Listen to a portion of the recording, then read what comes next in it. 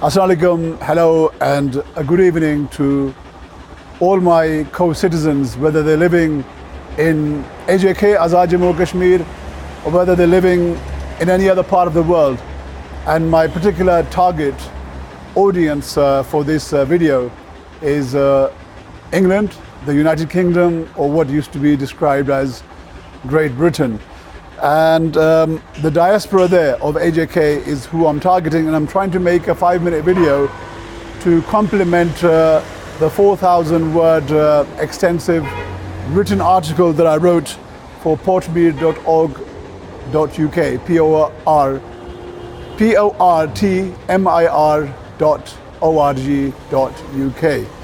portmir.org.uk, which is a portal for people described as either British Paharis or people from AJK, where I'm living and where I have been for the past 13 years, trying to summarize this 4,000 words into a 5-minute video clip. Is not going to be easy, but I will, with the aid of another device here, I'm going to try and run through all those things that I mentioned.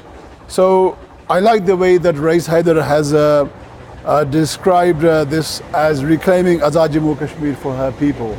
I think that's very apt as a title, and hopefully in this quest to try and synchronize the aspiration and needs of the people within AJK itself, and to try and connect that, to synchronize that with the aspiration and needs of the people living in the diaspora is a big, stiff target.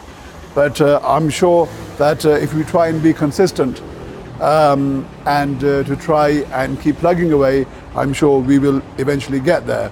Right, the evolution of AJK Public Agency, as I've described the title, and I start with the formula, which is citizens' opinion plus citizens' resources equals citizens' control of public policy. Why am I saying that? There's a particular background to all this. Where we're living in AJK is a territory which, okay, our people do come here from time to time for weddings and for funerals and for dealing with land disputes and maybe even for a holiday. But as far as the public space in this territory is concerned, and as far as all matters of public policy are concerned, they are not controlled by the people living here or even the local government which sits above the citizens and which takes part in elections, general elections every 5 years. But in fact, the whole public space here and public policy effectively is controlled and run by Pakistan in at least 4 different layers. And to try and give you some context of that, I mean, just imagine that I'm going to give 2 examples. One of an airport. There is no airport which exists in AJK, and because it doesn't exist here, so therefore we have to allow, or we are forced to allow Pakistan to be our gatekeeper. So the only way that we can get out to the outside world, and the only way we can communicate with the outside world is via Pakistan, and that enables Pakistan to control our territory. And the other point is that it's about narratives. It's about what narrative is there in the minds of people in the rest of the world. What is the narrative which comes through to the international community?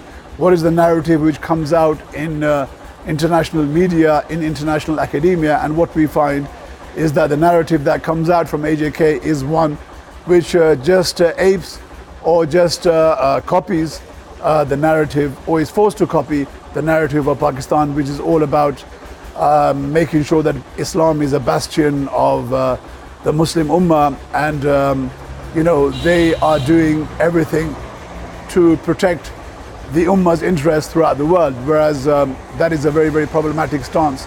And also vis-a-vis the value of Kashmir, which the Pakistanis have always tried to get us to sympathize and empathize with, while forgetting about our own problems. And when I say our own problems are anything and everything to do with